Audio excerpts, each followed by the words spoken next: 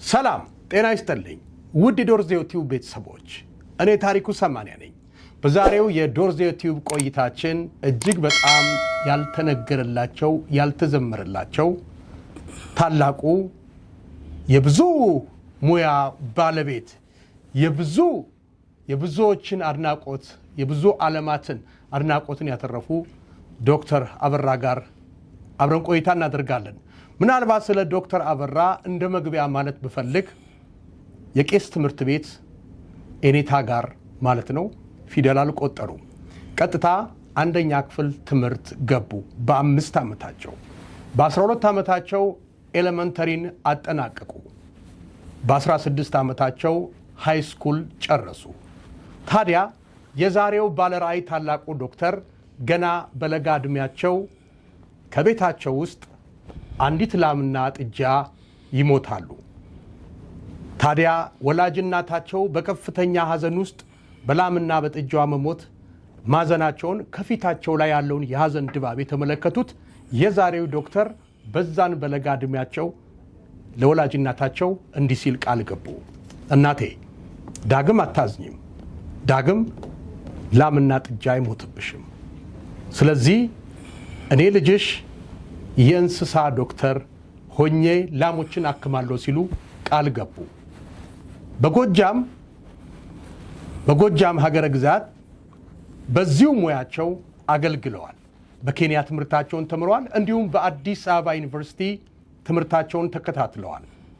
በዓለም አቀፍ ደረጃ ለ100 ዓመት መፍትሄ የጠፋለትን የእንስሳት ሞት ከከብቶች ጋር ተያይዞ ያለውን ሞት ማለት ነው አክሞ ማዳን ብቻ ሳይሆን ከምድረ ገጽ በሽታውን በማጥፋት በዓለም ስማቸው ይጠቀሳል።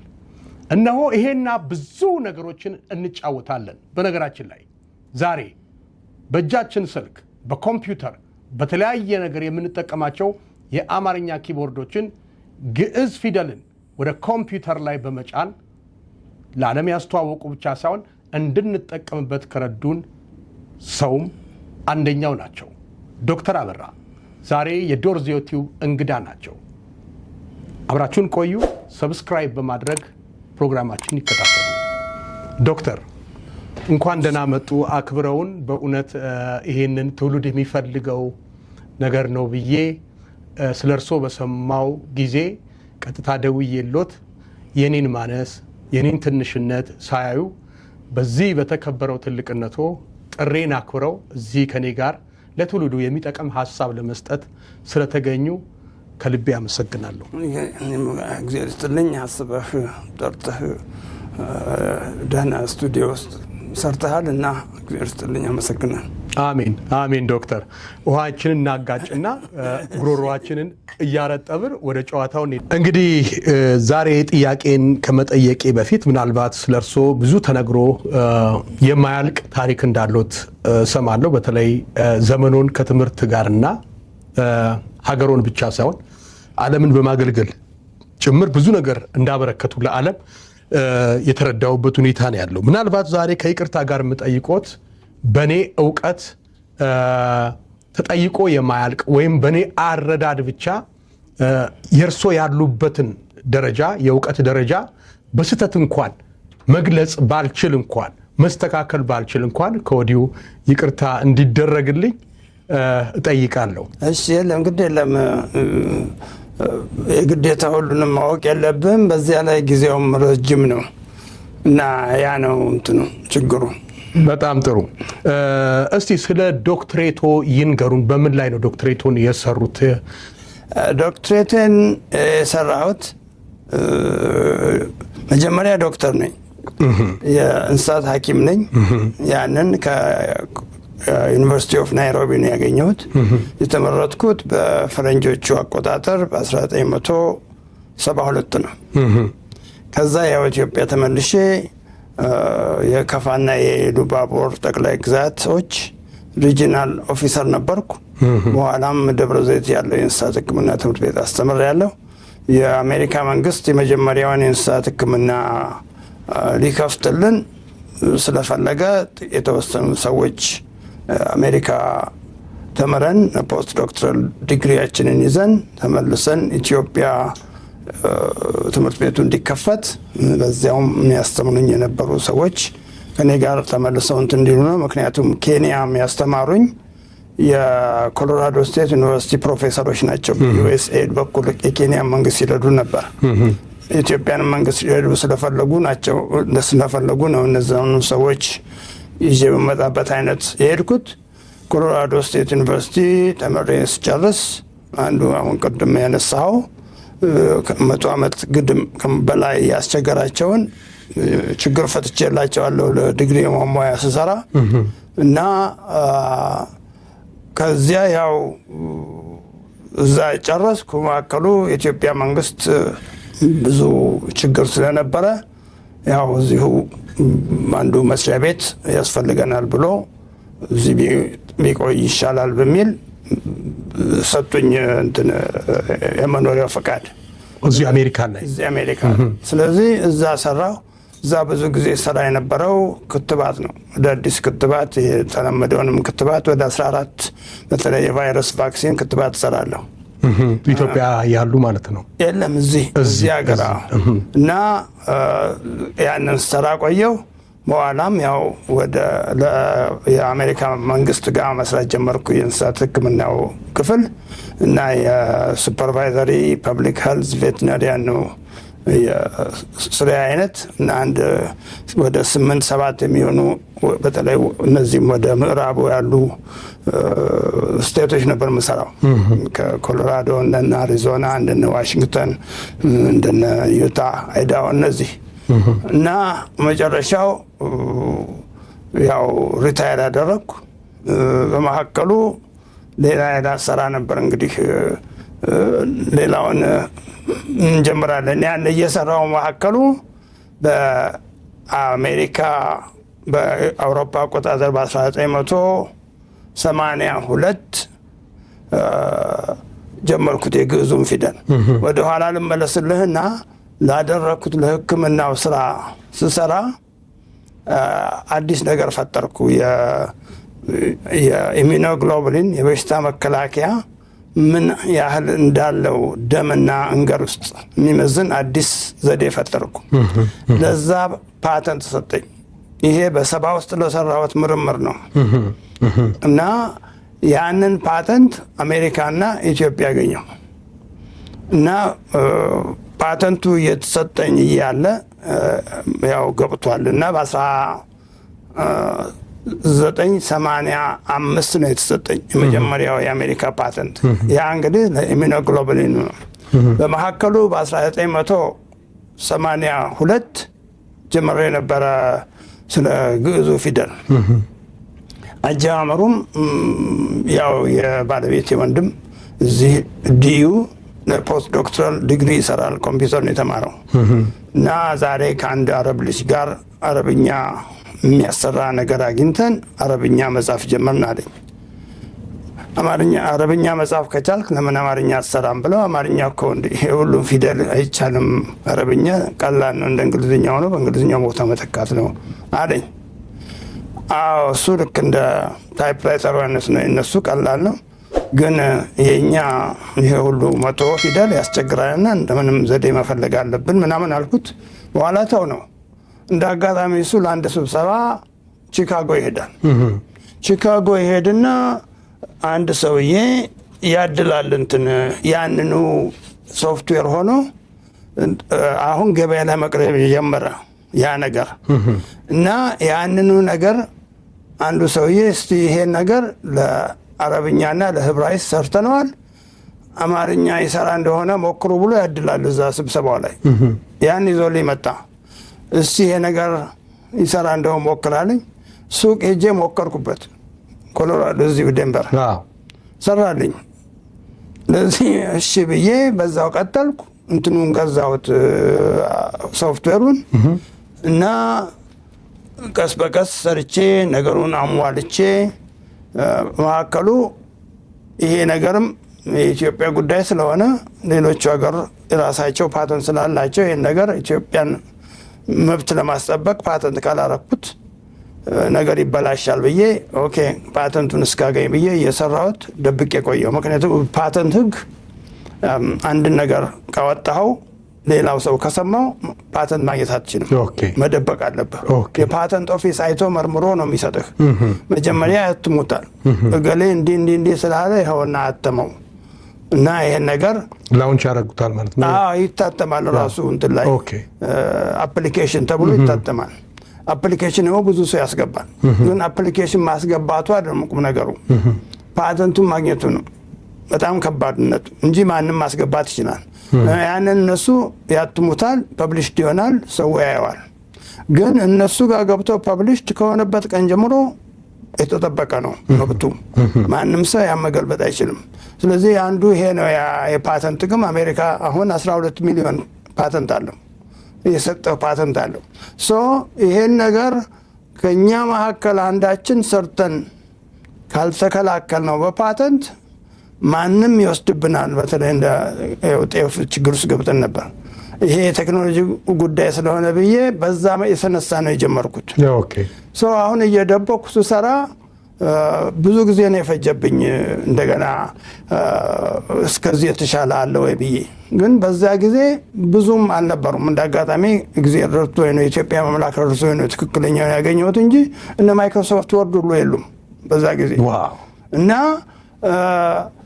ስለዚህ ያንን እንትሳደርግ መጨረሻው ብዙ ጊዜ ፈይሶብኝ ነው። እንዲያውም ፊደሉን መስራቱ እያንዳንዱን ፊደል መስራቱ ከባድ ነው። እኔ የሰራሁት የምንለውን የግዕዝ ፊደላችንን ነው እና እኔ የሰራሁት ለምሳሌ ይሄ ኢትዮጵያ ሪቪው እኔ ኤዲተር ነበርኩ በ19 ኢትዮጵያ ኤርላይንስ መጽሔት ነው ማለት ነው። ይሄ ኤርላይንሱ ለእንትን ነው ለማስታወቂያ ነው የገባው። ኢትዮጵያ ሪቪው በስንት ዓመተ ምህረት የታተመ ማለት ነው? ይሄ 1991 ነው የሚለው ጃንዋሪ 1991 በፈረንጅ አቆጣጠር ማለት ነው። በፈረንጅ አቆጣጠር አሁን እዚህ ጃንዋሪ 1991 ላይ እኔ እንዴት አድርጌ ግዕዙን እንደሰራሁት ቴክኖሎጂ የሚል ግዕዝ በኮምፒውተር ብዬ እንዴት እንደሰራሁት ለና ራሳቸውን የቻሉ ፊደል እንጂ ለተጽፎ የቀኝ የግር ላይ ሌላ መስመር እንደ ታይፕራይተሩ ተጨምሮ አይደለም። ይሄ ለመጀመሪያ ጊዜ የግዕዙን ፊደል ኮምፒውተር ውስጥ የጨመርኩት ያኔ ነው። በስንት ዓመተ ምህረት ማለት ነው? በ1983 በፈረንጅ አቆጣጠር። ግን ነገሩን የጀመርኩት ከግሩም ጋር ወሬውን አውርተን አንዳንድ ነገር የትኛው ይሻላል ምን አይነት አገኛለሁ ብዬ ያሰብኩት ብዙ በዚያ ከዓመት በፊት ነው። ግን የተሳካልኝ እንዲያውም ግሩም ሄዶ ይህን ሲያገኝ ነው። በኋላ እኔም ስፋላልግ እንዲያውም ብዙ እንትን ሁሉ አገኘሁ ስለ ፕሮግራሙ የተጻፈ ፕሮግራም። ይሄ ሜጋ ራይተር ያልኩ ስለ ሜጋ እሱ ፍሎፒ ዲስክ ነው ማለት ነው። ይሄ ፍሎፒ ዲስክ ነው። ይሄ እዚህ ላይ ነው። ምን አይነቱ ነው? እኔ ፍሎፒ ዲስክ ማውቀው እቺ ትንሿን ነው እና እናንተ የምታውቁት ሁለተኛውን ነው። ይሄ መጀመሪያው ነው። በስንት ዓመተ ምህረት የነበረ ነው ማለት ነው? ይሄ እንግዲህ እኔ ያገኘሁት በ1983 ነው። 83 ነው ግሩም ያመጣልኝ። በኋላ ገዛሁት ራሱን እና በኋላም እንዲያውም ፕሌኖ ቴክሳስ ያለ ካምፓኒ ነው የገዛሁት እና ቻርልስ ስትራል እንደዚህ ይባላል ሰውየው እና ከሱም ጋር እንዲያውም ተነጋግሬ ይሄን ነገር ወይ አንተ ፓተንት አድርግ ወይ ያደርጋለሁ ብለው እኔ ፓተንት ላደርግ አልችልም፣ ሌላ ሰው ነው መብቱን ያለው አለኝ። ስለዚህ ሌላው ሰው ጋር ላከኝ። ከዛ ሰው ጋር ሆነ ነው ካይ ሆርስማን ይባላል፣ እሱ ነው የሰራው። ይሄ ነገር የመጀመሪያው ሳይንቲፊክ ወርድ ፕሮሴሰር ነው። ብዙ ዩኒቨርሲቲዎች ተጠቀሙበታል። እኔ ነኝ ግዕዙ የተጠቀምኩት። በኋላ እንዲያውም በ1992 ታላቅ ወንድሜ 12 ኮፒ የሞዴቱን ይዞላቸው ሄደ። ፕሮፌሰር አለማየሁ ኃይሌ እንደዚህ የሚባሉ ነበሩ እና በጣም ነው የደነገጡት። ምክንያቱም ያ እኔ የሰራሁበትን ፕሮግራም እነሱ ይጽፉበታል፣ ሳይንቲፊክ ወርድ ፕሮሴሰር። በኋላ ጉድ አደረጋችሁን፣ የትምህርት ሚኒስቴር አማርኛ መጻፍ ያስሩ ብሎን ፍዳ ስናይ ከረምን፣ እናንተ ይኸውና እኛ የምንጠቀምበት ብለው። ምክንያቱም ያንን ካይ ራይተር የሚባል ሆነ። በኋላ ካይ ሆርስመን ካይ ራይተር ብሎ መሸጥ ጀመረ እና መጨረሻው እንትኑን ያወጣሁት የሚሸጠውን ያወጣሁት ሞዴቱን ከካይራይተር ጋር ሆኜ ፊደሉን ቦታ ቀይረን ሽፍነን አንዳንድ ነገር በአክቲቬተር አያይዤ ነው የለቀኩት። ያን ነገር የለቀኩት በ1987 ፈረንጆቹ 1987 ነው የለቀኩት። ፊደሉን ልጆቼ ሁሉ ረድተውኝ ብዙ ጊዜ ነው የፈጀብኝ ስሰራው። እያንዳንዷ ፊደል ስትሰራ ያ ሁሉ ፊደል በተለይ ስራውን ሰርቼ ስጨርስ 480 ነበሩ። የሰራሁት አማርኛ ብቻ አይደለም። የግዕዝ ፊደላችን ፊደሉ ግዕዝ ነው፣ ግን በስሩ ብዙ ቋንቋዎች አሉ። በዛ ጊዜ የሰራሁት የግዕዙን፣ የአማርኛውን፣ የጉራግኛውን፣ የኦሮሞውን፣ የትግረን እና ትግርኛውን ነው። እነዚህን ሁሉ አንድ ላይ የያዘ ነበር ቢለን እና ያ የሆነውን በመካከሉ ነገሩን እንደጀመርኩ ሲያውቁ ላኩልኝ ፊደላቸውን። ጉራጌ ደረሰኝ የጉራግኛ ፊደል። ጉራግኛ ፊደሉ ምንድን ነው? ለየት ያለ ነው። እሱም እንደ አማርኛ ነው ላቲን ነው? አማርኛ ነው፣ ግዕዝ ነው። ይሄውና ቆይ ይሄንን ለምሳሌ ይሄ እነሱ ናቸው በየቦታው ስላሉ አታያቸውም፣ ግን እነዚህ ናቸው። እና ይሄን ኮፒ ያስኩት በ1989 ለዩኒኮድ ሰጠው። 480 ናቸው። እነዚህ 480 ሞዴት ውስጥ ያሉ ናቸው። ስለዚህ ከማንም በፊት የጉራጌኛውን ፊደል የቢለኑን ፊደል እኔ ነኝ የሰራሁት። ይሄ ነው የኢትዮጵያ ፊደል። ይህንን በስንት ፍዳ ነው የሰራሁት? እንትኑ ኦን ኦፍ እየሆነ እና እያንዳንዱ ፊደል ነው የተሰራው። የእኔ ልዩነቱ ይሄ ነው። እኔ የሰራሁት የኢትዮጵያን ፊደል፣ የጥንት የኢትዮጵያውን ፊደል በየአይነቱ ቅድም ካሳየው ሌላ እንበል መጽሐፈ ቅዳሴ አለ በአማርኛና በግዕዝና በአማርኛ እና እነዚህ ናቸው። እነዚህ እንዳለ በእርሶ ኮምፒውተር ውስጥ አስገብተውታል። የመጀመሪያው ይሄ ነው እና ከዚያ በኋላ በየአይነቱ ብዙ ሰው ሰርቶበታል። ለምሳሌ ይሄን መጽሐፍ አንድ ጓደኛ ያለ ሰይፉ አዳነች የሚባል ምኒልክ ጥላ ብሎ የሰራበት ነው። እዚህ መጽሐፍ ውስጥ እሱ ለምሳሌ እንበል ስለ ጨ ፊደል የጻፈው ነበር እና ፈለጉም ጣጣ ሆነ። እሺ ሌላ ጊዜ አሳያለሁ። ወይም ለምሳሌ ይሄ መጽሐፍ አገልግሎትና የጽድቅ አክሊል መንፈሳዊ ጥሪ የሚለው ዶክተር አለሙ የሚባል እዚህ ኮሎራዶ የነበረ 1991 እንደ አውሮፓውያን አቆጣጠር የጻፈው ነው በሞዴት። ይሄ ትክክለኛው ፊደላችን ነው። በዛ ጊዜ ይጽፉበት ነበር። ዋው! ይሄ አንዱ ነው። ለምሳሌ ይሄ መጽሐፍ ከዚህም የሚበልጥ የሚለው እንደገና በዚያው በ1991 የጻፈው ነው። መጽሐፉ ይሄው ነው። የግዕዝ ፊደል ነው። በእኔ ፊደል ነው የተሰራው እና ሌላው ቀርቶ እንደዚህ አይነት ፊደል ሰራበት ነበር በ1991 ትልቀኛውን ትልቅ ሆኖ ጥላ ያለው 3D ምናምን በዛ ጊዜ ሰራ ነበር። እና አንዱ ታይፕራይተሩን የምቃወምበት አያና ብሩ የሰሩት ታይፕራይተር ብጥስጥስ ፊደል ነው። እንዴት ተደርጎ በእንግሊዝኛ ኪቦርድ ፊደሉ ይስራ የሚል ነው እና የኔ ፊደል አይደለም። የአያና ብሩን ስራ ማንቋሸሻ አይደለም። በጣም ትልቅ ሰው ትልቅ ስራ የሰሩ ናቸው። ምክንያቱም እሳቸው ባይኖሩ ኖሮ በማተሚያ ቤት ብዙ አንጻር ሄደን ማመልከቻ ማስገባት አንችልም። በእጃችን ብንጽፈው ሁሉ ሰው የተለያየ ጽሁፍ አለው። በጣም አስቸጋሪ። ስለዚህ እሳቸው ምንድን ነበረ ስህተቱ የእሳቸው አማርኛ ጋር ወይም ደግሞ የነበረው ኢትዮጵያዊ ምንድን ነው ቃላቶች ምንድን ነበረ ግድፈታቸው? እኔ ይሄንን ግዕዝ ስሰራ ፊደሎቹን 8 ቦታ ከፍዬ ነው። 8 ኪቦርድ ላይ አድርጌ ነው። የአማርኛ ታይፕራይተር አንድ ኪቦርድ ነው፣ እንደ እንግሊዝኛው።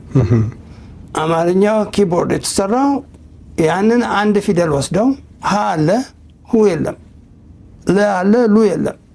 ስለዚህ ሀ ጎን ማይነስ አምጥተው ጎኑ ይለጥፋል። ሁ ለማድረግ ማይነሷን አትመታ የምትገጥመው ክፍተት ምናምን ኖሮ ክፍተት አለው። ግን ወረቀት ላይ ሲያርፍ ያንኑ ክፍተት እያየን መጠቀም ይቻላል። አንድ አይነት ነው። አንድ አይነት ስህተት ነው ያለው። አንድ አይነት እንለምደዋለን።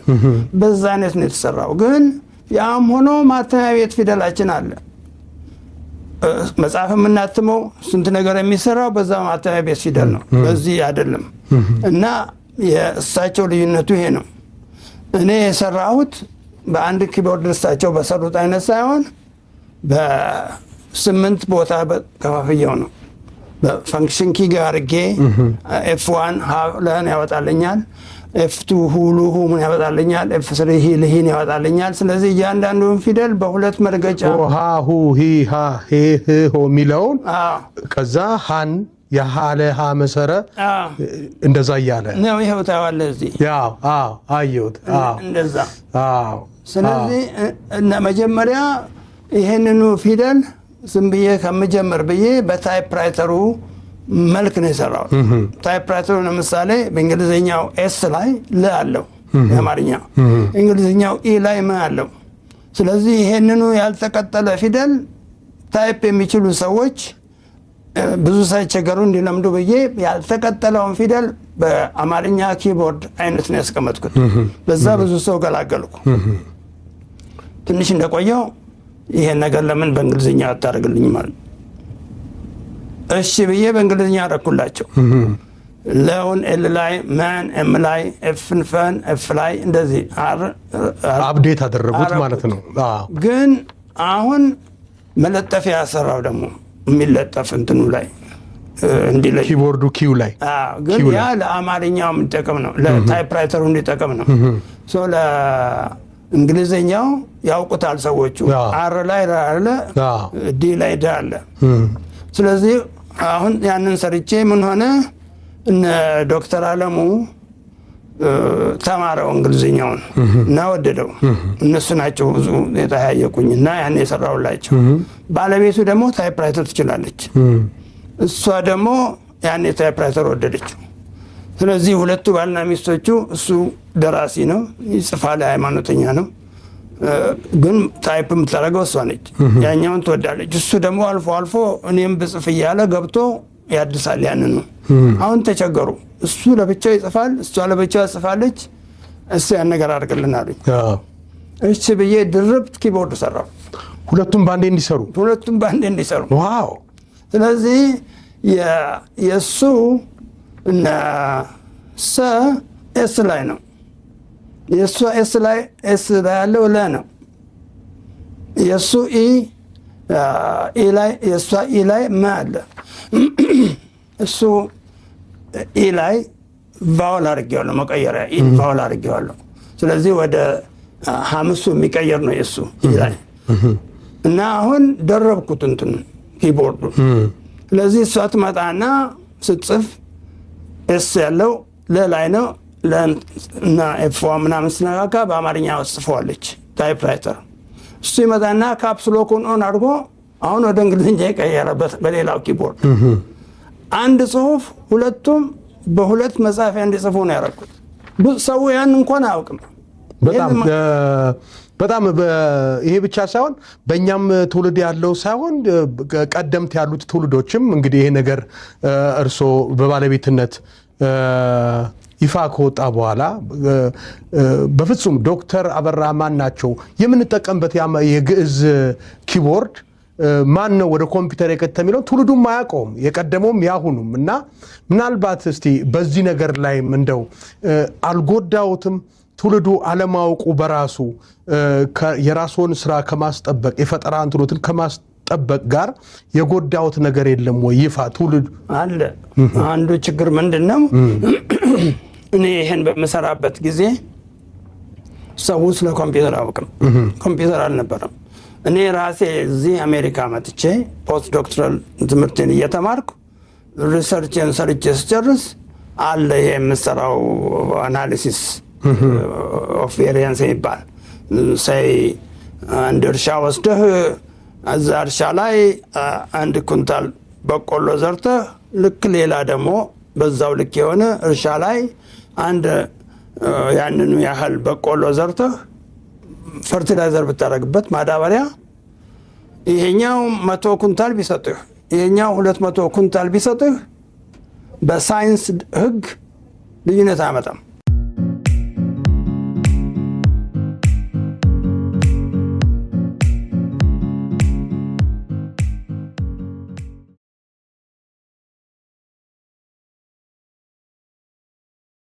መናገር አልችልም ፓተንቱ እስኪሰጠኝ ድረስ። ፓተንቱን እኔ ሌሎቹን የሰጡኝ አሜሪካኖች ስለሆኑ ፓተንቱን አሜሪካ ላወጣ ጠየቅኩ። አሜሪካኖች የለም ያኛው ፓተንት ለዓለም ነው ግድ የለም፣ ይሄኛው ግን የኢትዮጵያ ቴክኖሎጂ ስለሆነ ይሄ ቴክኖሎጂ ይሄ ፓተንት ከኢትዮጵያ መጀመር አለበት አሉ። በአሜሪካ ፓተንት መጠበቅ የለበትም አሉኝ። እሺ ብዬ በኢትዮጵያ ኤምባሲ በኩል ጠይቃለሁ። አዎ አለ ሳይንስና ምናምን የሚባል ኮሚሽን ተቋቁሞ ነበር እና እስቲ እነሱን ጠይቃቸው ብለው ደብዳቤ ተጻጽፈን ጠየቋቸው። ያን ጊዜ አብቶ አበበ ሙሉነህ የሚባሉ ሰውዬ ነበሩ። ኢትዮጵያ ነው ይሄን ፓተንት ጥያቄ አይዱት። ምክንያቱም ይሄ የኢትዮጵያ ቴክኖሎጂ ስለሆነ ለኢትዮጵያ ክብር የኢትዮጵያ መንግስት ራሱ የኢትዮጵያ መንግስት ኃላፊነት ይወስዳሉ አሜሪካኖች። ኦኬ እና ለወደፊቱም በዛ አይነት እንዲቀጥል ግን ኢትዮጵያ ደግሞ ያው መጨረሻ ደርሼ ሳትጠይቅ ህጉም የለም ለእንዲህ ያን ነገር ፓተንት አይሰጡም። ስለዚህ እኛ ህጉ የለም።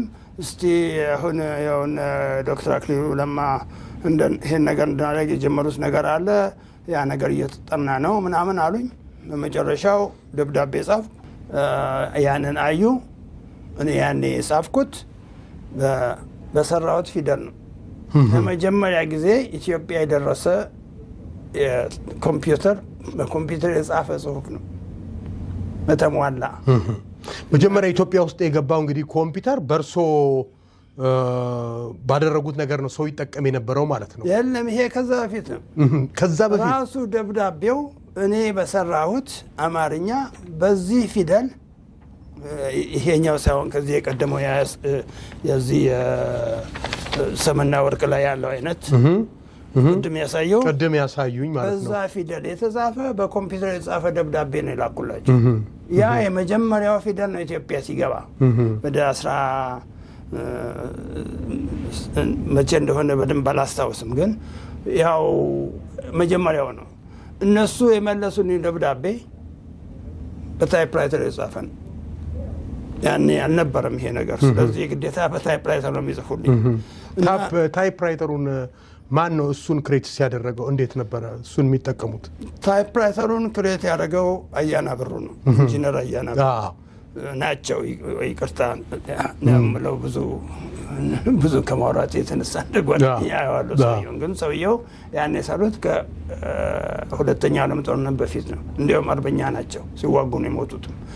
እና ያንን ቅጥልጥል ፊደል ነው የሰሩት።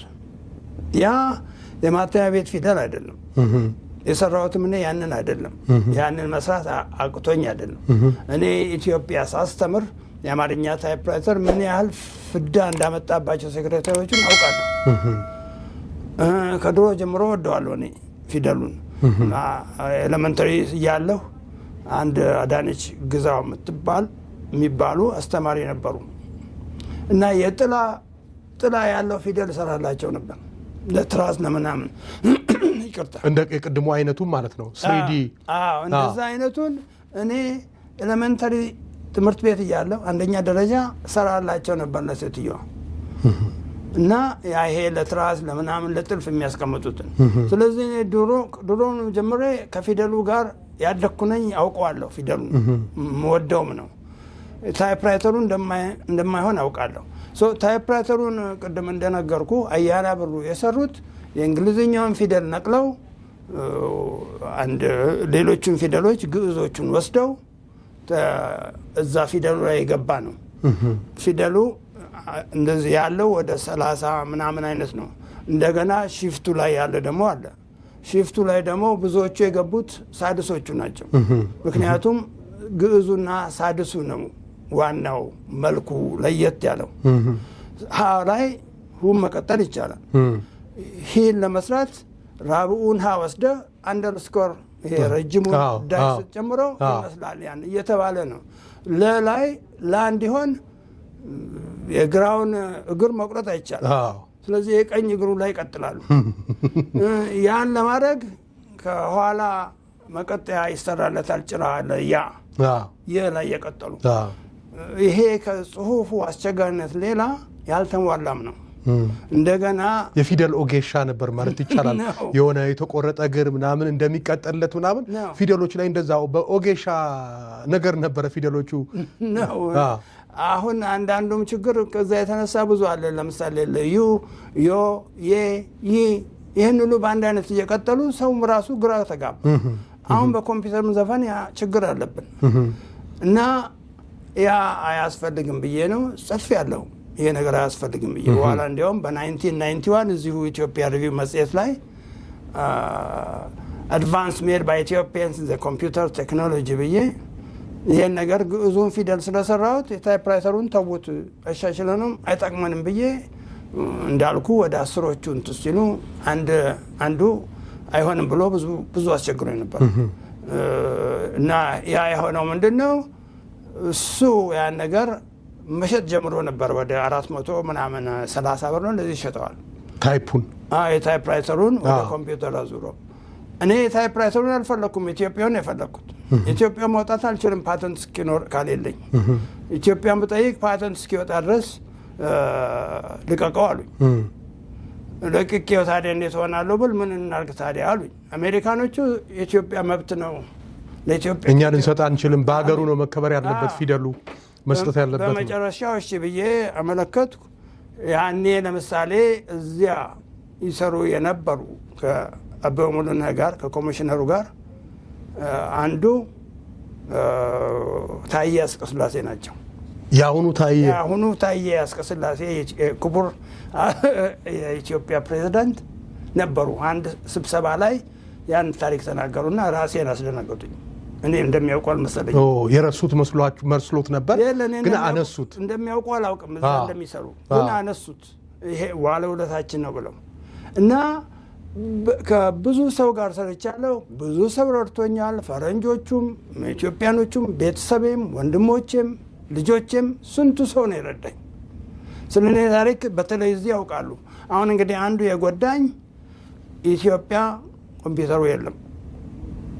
በዚያ ላይ በኮምፒውተር አይነት ሲታይ በጣም ወደኋላ የቀረንን እንዳልኩ እኔ ራሴ ለመጀመሪያ ጊዜ ኮምፒውተሩን ያየሁት በ1976 እንደዚህ ነው፣ እዚህ ነው። እሱንም ያየሁት ቅድም አንስቼባ አልጨረስኩትም። ለአናሊሲስ ኦፍ ቬሪያንስ በእጃችን ከምንሰራ በኮምፒውተሩ ይሰራል። እኔ ኮምፒውተሩን ስለማናምነው በእጄ ሰርቼ ፕሮፌሰሮቼ ምናምን ለኮምፒውተሩ ይሰጡታል። ይሄ ፐንች ካርድ ኤራ የሚባል ነው። ለኮምፒውተሩ ሰጥተነው ፐንች ያደረግና ያን ወረቀት ሰጡናል። ያንን ይዘን ሄድና በሚቀጥለው ቀን ይነግሩናል። ያኔ ነው እኔ ራሴ ያወቅኩት። ግን እኔ ያኔም ቢሆን እኔ የምሰራውን ያ መሳሪያ ስለሰራ ይሄ መሳሪያ ብዙ ለውጥ ስለሚያመጣ ይሄ መሳሪያ ወደፊቱ ብዙ ስለሚጠቅመን አንድ ነገር ማድረግ አለብን ብሎ ያደረቦት የዛን ጊዜ ነው። ያኔ ነው እኔ ከዛ ጊዜ በኋላ ለፊደሉ ላለኝ ፍቅር ነው። በኋላ ከግሩም ጋር ተነጋግረን ይሄንን ሳገኝ እንደገና ነገሩን የቀጠልኩበትም በፓተንትም መጠበቅ አለበት ብዬ ያሰብኩት ከኛ መካከል አንድ ሰው ፓተንት ካላደረገው ማንም የዓለም ሕዝብ ይወስደዋል እና አሁንስ ምናልባት አሁንም ጠባቂ የለውም። ምክንያቱም ጠባቂ አለው። ምናልባት አሁን ከኤአይ ውስጥም አሉ እርሶ አሁን ያለበት ቴክኖሎጂ ላይ አለበት። በፓተንት ደረጃ አይሁን እንጂ እሱንም እየሰሩበት ነው። ምናልባት እስቲ ከፈረንጆች ስጋት ጋር ማለት የውጭ ሀገር ዜጎች ፊደሉ ላይ ያላቸውን እንትን ራሱ ክሬዲት ሊወስዱ ይችላሉ የሚል ፍራቻ አሉት አይደለ? ክሬዲት ብቻ አይደለም፣ እኛ ያን ነገር ካልያዝ ነው እነሱ ይወስዱታል። ምክንያቱም ማንም የግዕዙን ፊደል በኮምፒውተር የሚጽፍ የለም። የኮምፒውተሩን ፊደል ከዓለም የሚጻፉበት የታወቁት ፊደል ቋንቋዎች ፊደል አንዱ ነው። ያንን በጉተንበርግ ማተሚያ እየሰራን ነው። እነ ብርሃንና ሰላም ያትሙት ጋዜጣውን መጽሐፉን የምናትመው በሱ ነው። ያንን ፊደል ኮምፒውተር ውስጥ ጨምሬ ዝም ብዬ ከተውኩት ማንም ይወስደዋል። እኔ ፓተንቱን ካላወጣው ሌላ ማንም ይወስደዋል።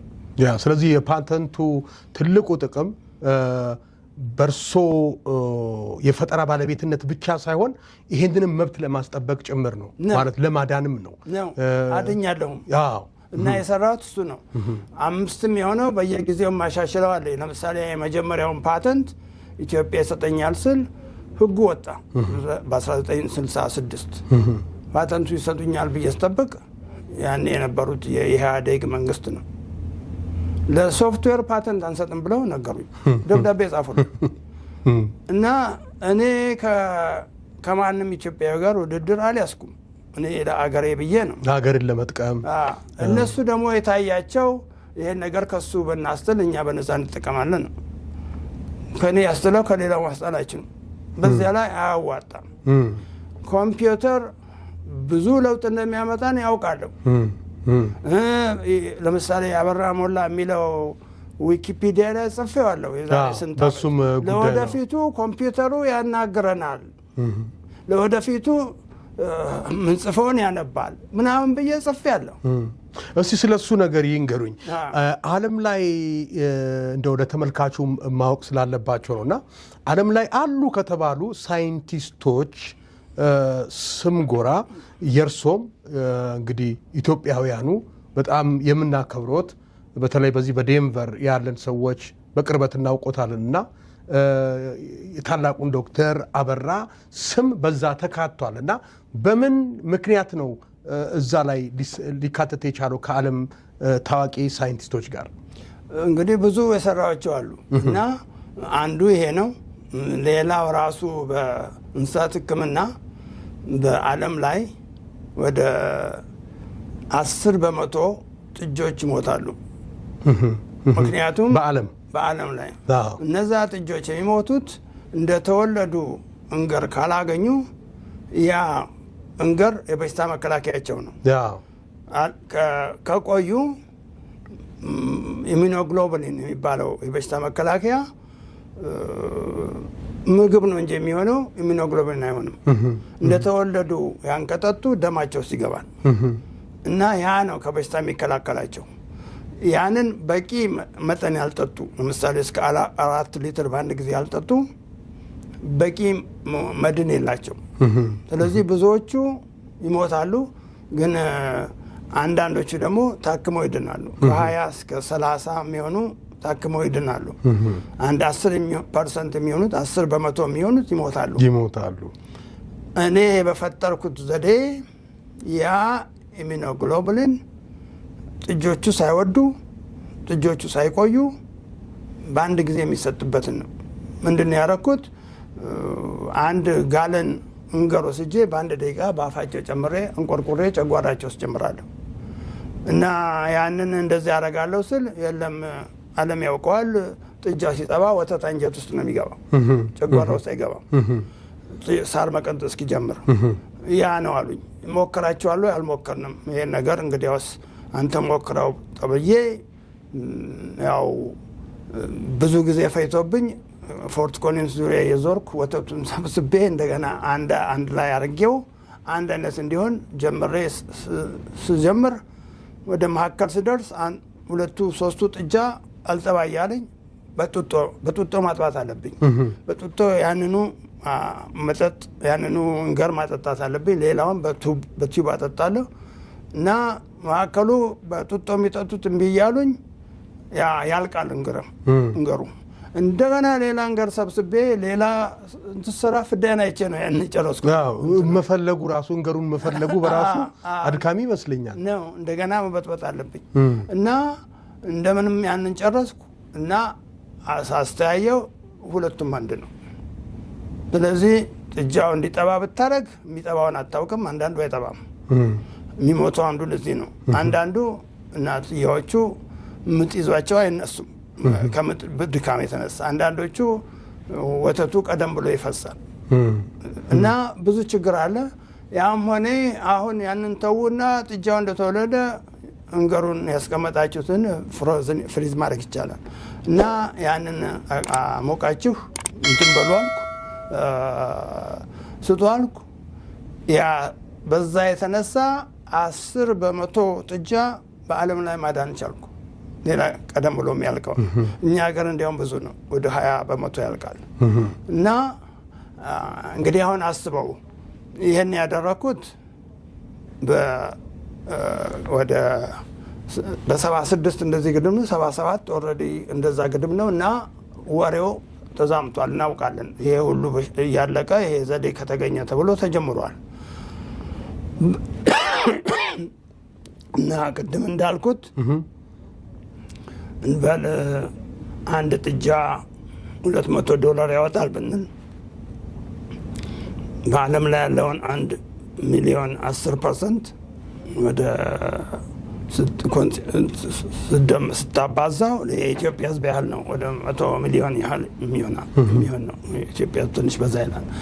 እና እንደገና ያንን በአመቱ ስትመነዝረው ያዳንኩት ትሪሊዮን ብር በላይ ነው። ትሪሊዮን ብር ዶላር ዶላር ከትሪሊዮን ዶላር በላይ ነው። ይሄን ብቻውን ሆኖ ነው እንግዲህ ትሪሊዮን ዶላር ትርፍን በማዳን ወይም ይሄ አንዱ ነው። ሌላው ይሄ ስለ ግዕዙ የሰራሁት ነው። ሌሎቹ ፊደሎች እነ ጃፓን፣ እነ ኮሪያ፣ እነ ህንድ፣ እነ ራሻ ስንትና ስንት ሊቃውንት ለስንትና ስንት ጊዜ ስንትና ስንት ገንዘብ ወጥቶበት ነው ኮምፒውተር ውስጥ የገባው። እያንዳንዱ ሀገር የራሱን ፊደል ሲያስገባ ከፍተኛ ኢንቨስት ተደርጎበት ነው። ሊንግዊስት አሉ፣ ስንት አሉ። እኔ ብቻዬን ነው የግዕዙን ፊደል ኮምፒውተር ተጨመርኩት። እሺ፣ በሱ ላይ ተጠቃሚነቱ ምናልባት ከተጠቃሚነቱ ኪሳራው ታላመዘነም? ምክንያቱም አንድ ፓተንቱ የመከልከል ሁኔታ የባለቤትነት መብቱን ያለማስጠበቅ አለ። ሁለት ደግሞ ዝም ብሎ እንደው ይሄንን ፊደል በሚጭኑበት ጊዜ የሚከፍሉት ነገር ይኖራል አይደል? ከራሶ አለ እንዴ? ለፓተንቱ በየአመቱ ስንትና ስንገሩ ነው መከፍለው። ይከፍላሉ። ምን ያህል ይከፍላሉ ቢያንስ በአመት? ለምሳሌ አሜሪካኑን ተወና ኢትዮጵያ $1,000 ምናምን ነው መከፍለው። 1300 ለኢትዮጵያ ለአንዱ በየአመቱ ለስንት አመት ከፍለዋል? እንግዲህ አሁን ወደ 17 አመት ሆኗል። እንዲያውም አሁን ምን ሆነ ጊዜው ሁሉ ሊያልቅ ሆነ። የፓተንቱ መጀመሪያ ያስገባሁት ግን ትንሽ ማስረዘም ስለሚቻል አስረዝሜዋለሁ። ግን ደግሞ ያንኑ እኔ ኢትዮጵያ ሄጄ ኢትዮጵያ አንሰጥም ባሉ ጊዜ ተመልሼ አሜሪካኖቹን እንደዚህ ያሉ ምን ላድርግ ብላቸው ተዋቸውና አመልክትልኝ አሉኝ። ስለዚህ ትውልዱን እጠቅማለሁ አገርን እጠቅማለሁ ብለው የሰሩት ስራ ለኪሳራ ሁሉ ዳርጎታል ማለት ፓተንቱ ሊሰጡት ሊታገዙ በሀገር አቀፍ ደረጃ ሊታገዙ ሲገባውት እነዚህን ነገሮች እንደው ማጣት፣ እገዛውን ማጣት፣ ድጋፉን ማጣት፣ ይሄ መነቃቃቱም ያለውን ነገር ማጣት በራሱ ለከፍተኛ ኪሳራ ዳርጎታል ማለት ይቻላል ነው። ግን የኔ ዓላማ ለኢትዮጵያ እንጂ ላለው መንግስት አይደለም። የወታደራዊ መንግስት ህጉ ስለሌለ እንጂ ሰጠኝ ነበር። እነዚህ ደግሞ ህጉን አውጥተው ያ ምክንያት የሚፈጥሩት እንዲሁ ለራሳቸው ጥቅም እንዲሆን ብለው ነው። ግን እነሱ ያልገባቸው ብዙ ነገር እንደሚያጡ በኋላ አስረዳዋቸው። ምክንያቱም አሜሪካኖቹ አንፈልግም ካሉ ተዋቸው እኛ እንሰጣለን አሉኝ። ሲሰጡት ግን በእነሱ ነው ሰጡኝ። እንደገና ሌላም ተጨምሮ እንዲያውም 3 ሰጡኝ። ከዚያ በኋላ የሰራሁት በዚህ በግዙ ጉዳይ 3 ፓተንት እና ያኛው ከፊት ያበላሹብኝ አለ። ምክንያቱም እነሱ ይሰጡኛል ብዬ የተውኩት አለ ኢትዮጵያ ያ አይሰጥም ስላሉ ተውኩት። ግን እኔ እንደገና ሌላ ሰራው፣ አሻሻልኩት፣ ሌላም ጨመርኩበት። አሁን 5 ደርሷል። በየጊዜው ነው የተሰጠኝ። አንዳንዱ ወደ መቃጠሉ ነው፣ ጊዜው እያለፈበት ነው። ግን እስካሁን የተቃጠለብኝ የለም፣ አላለፈበትም። ለምሳሌ ባለፈው አመት 1 ሰጠውኛል። አሁንም ገና የሚሰጠኝ ብዙ አለ እና እኔ ስራውን አላቆምኩም።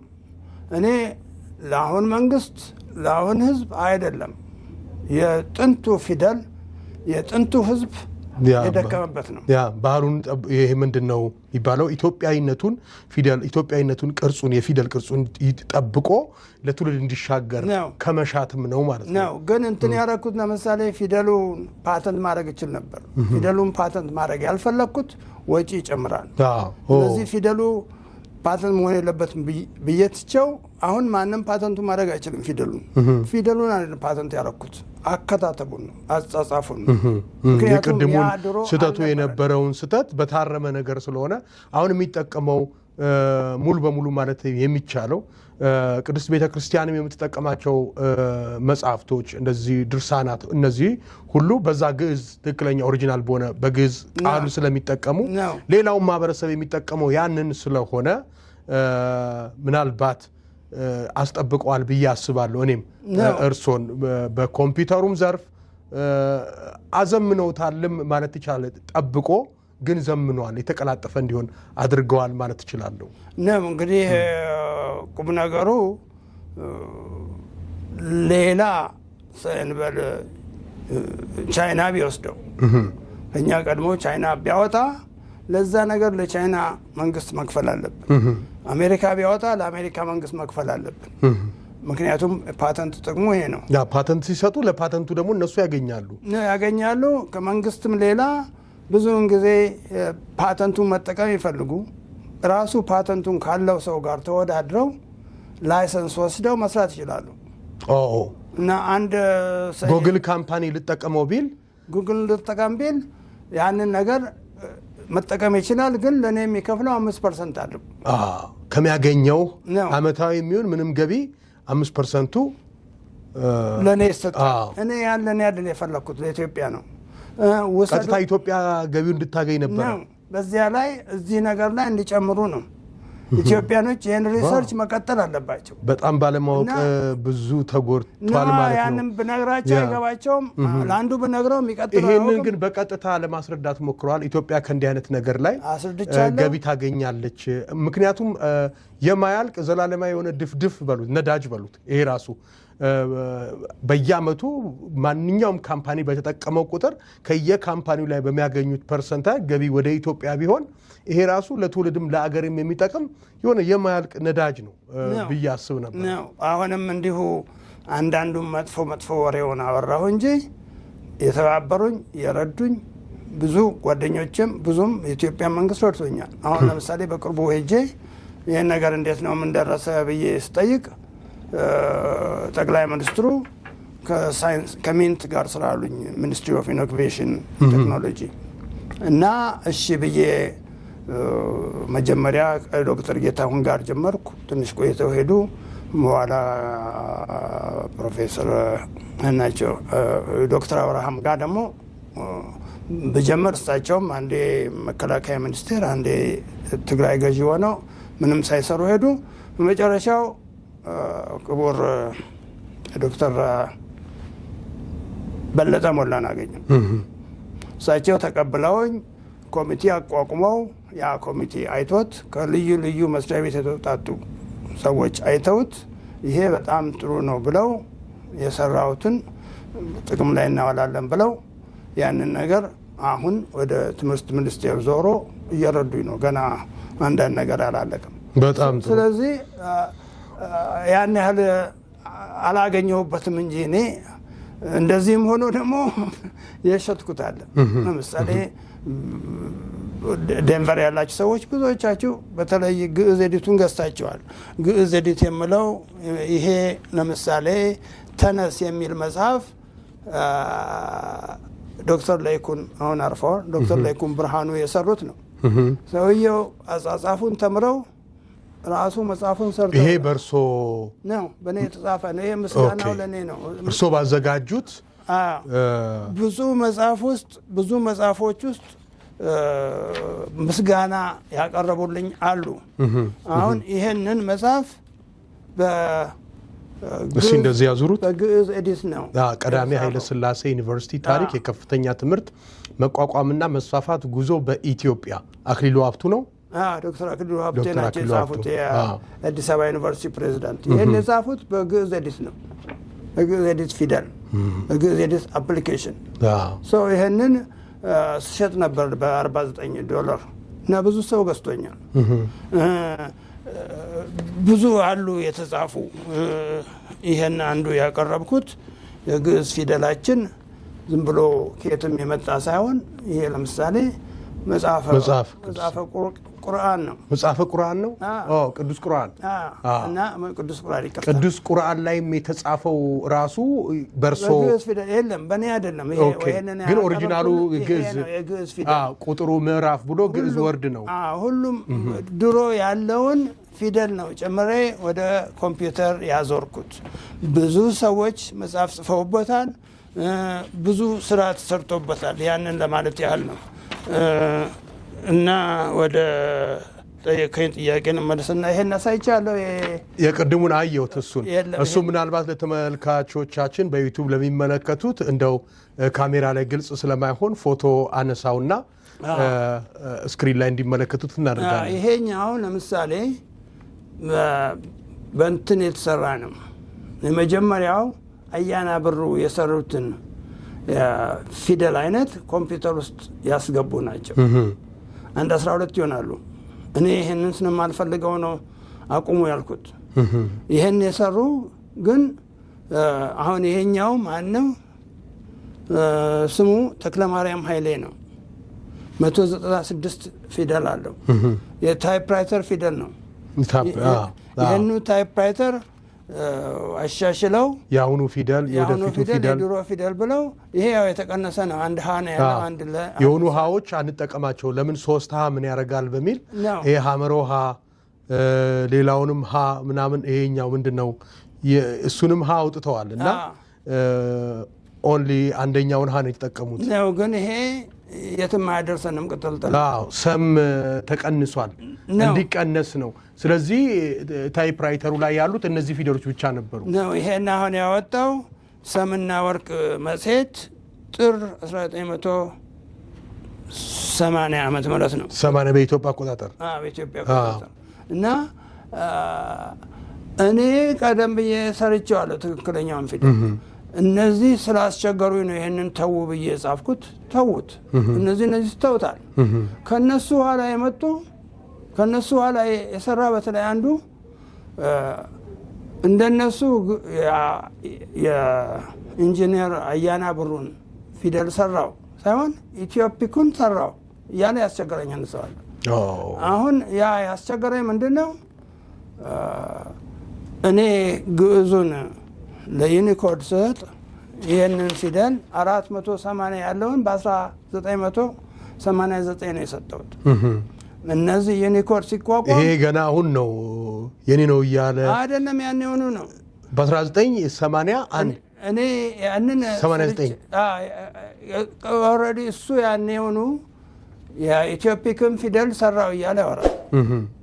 ዩዘብል ምናምን ምንድነው ማረጋገጫው የእርሶ ለመሆኑ ወይም ደግሞ ከሱ የሚቀድመው ምንድነው ኤቪደንስ ሊሆን የሚችለው የእርሶ መሆኑን? ምናልባት ትውልዱም ሌላውም አካል እንዲያውቀው ምንድነው በእርሱና በእርሶ በኩል ያለ ልዩነት?